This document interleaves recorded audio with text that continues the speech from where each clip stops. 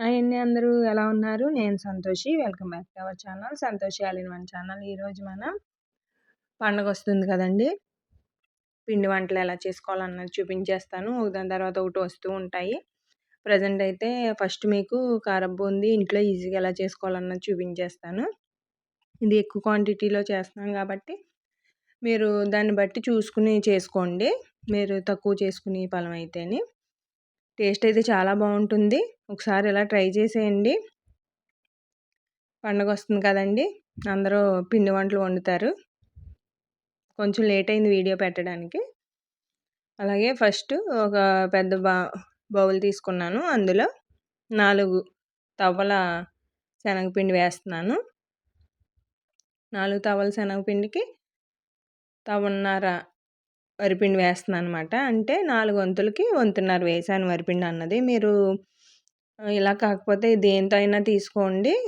దాన్ని మెజర్‌మెంట్ కింద గ్లాస్ అయినా పర్వాలేదు. 4 గ్లాసులు శనగపిండి వేసుకుంటే గ్లాసున్నర వరిపిండి వేసుకోవాలి.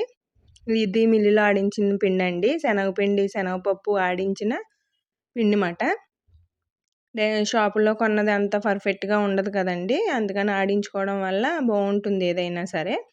దీంట్లో కొద్దిగా సోడా వేసాం. తినే సోడా చిటికెడు వేసుకుని కొంచెం కొంచెం వాటర్ పోసుకుంటూ కలుపుకోవాలి. ఇది ఉండలు లేకుండా కలుపుకోవాలండి జాగ్రత్తగాని. ఒకేసారి వాటర్ పోసారంటే ఎక్కువైపోతుంది కదా! కాబట్టి చూసుకుంటూ పోసుకోవాలి కొంచెం కొంచెం అని. ఈ కన్సిస్టెన్సీ అన్నది ఈ విధంగా ఉండాలి. రిబ్బన్ కన్సిస్టెన్సీలోని. ఈ విధంగా వచ్చిన తర్వాత బాగా కలిపేసుకొని దీన్ని పక్కన పెట్టేసుకుందాం. నేను ఈ ప్రాసెస్ అంతా పొయ్యి మీదే చూపిస్తున్నానండి. పొయ్యి అంటించారన్నమాట. మూకుడు పెట్టారు. ఆయిల్ వేశారు. అలాగే ముందుగా కలిపి పెట్టుకున్నాం కదా! శనగపిండి మిశ్రమాన్ని. ఇది బూందీ చట్రం అంటారండి దీన్ని. ఈ చట్రం మీద కొంచెం కొంచెం వేస్తూ ఉంటే ఇలా కొడుతూ ఉంటారన్నమాట. అలాగా ట్యాప్ చేయడం వల్ల అందులోంచి పడుతూ ఉంటుంది బూందీ అన్నది. చూసారా? వెంటనే కదుపుకోకూడదండి. కాస్త వేగిన తర్వాత కదపాలి. వే కదుపుతూనే ఉండాలి. మీరు అలాగే వదిలేసారంటే మొత్తం వేగదు. ఈ విధంగా కదుపుతూ ఉన్నారంటే ఈవెన్‌గా వేగుతుందన్నమాట బూందీ అన్నది. చూడండి వేగిపోయింది కదా! ఈ కలర్‌లోకి వచ్చాక తీసేసుకోవాలి. చూడండి పక్కకు తీసేసుకుంటున్నాం. ఒక చిల్లు జాలీలా ఉంటుందన్నమాట. దాంట్లో వేస్తున్నాం. ఆయిల్ ఏమన్నా ఉంటే ఆయిల్ అన్నది కిందకి దిగిపోతుందన్నమాట. అందుకని ఈ విధంగా చిల్లుల బుట్టలో వేస్తున్నామన్నమాట. ఇదిగోండి. నెక్స్ట్ ప్రాసెస్ కూడా అంతే. కొంచెం కొంచెం వేస్తూ ఉంటే గ్లాస్‌తోని ఇలా ట్యాప్ చేస్తూ ఉండాలి. ట్యాప్ చేస్తూ ఉండడం వల్ల కిందకి దిగుతూ ఉంటుందన్నమాట. చూడండి కాసేపు తర్వాత ఇలా ఈ విధంగా కదుపుకుంటూ ఉండాలన్నమాట. అప్పుడు వేగుతుంది బూందీ అన్నది బాగాని. ఈ విధంగా వేగిన తర్వాత తీసేసుకోవాలి. మొత్తం ప్రాసెస్ అంతా ఇలాగే ఉంటుందండి. చూడండి ఇది వేడిగా ఉన్నప్పుడే దీంట్లో ఉప్పు, కారం అన్నది కలుపుకోవాలి. ఈ విధంగాని వేడిగాని వేస్తూ ఉంటారు. మనం కలుపుకుంటూ ఉండాలన్నమాట. వేగిన తర్వాత మీరు చల్లారిందంటే ఉప్పు, కారం అన్నది పట్టుకోదన్నమాట దానికి. అందుకని కాస్త వేడిగా ఉన్నప్పుడే ఈ విధంగా కలుపుకున్నారంటే మొత్తం అంతా పడుతుంది ఉప్పు, కారం అన్నది.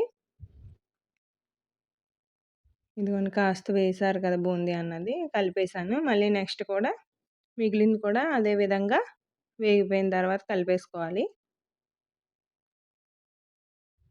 చూడండి మిగిలింది కూడా మళ్ళీ వేశారు. మళ్ళీ ఉప్పు, కారం వేసుకోవాలి. అదే విధంగా కలిపేసుకోవాలన్నమాట. మొత్తం ప్రాసెస్ అంతా ఇలాగే ఉంటుందండి.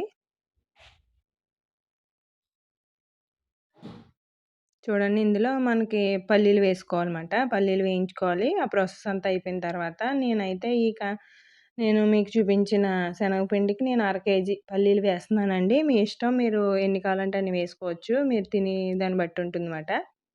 చూడండి ఇవి కూడా బాగా వేగిపోయిన తర్వాత తీసేసుకోవాలి. అలాగే మళ్ళీ అందులోనే కరివేపాకు వేయించుకోవాలి.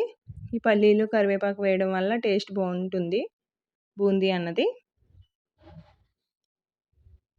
చూడండి ఇది కూడా బాగా వేగిపోవాలన్నమాట.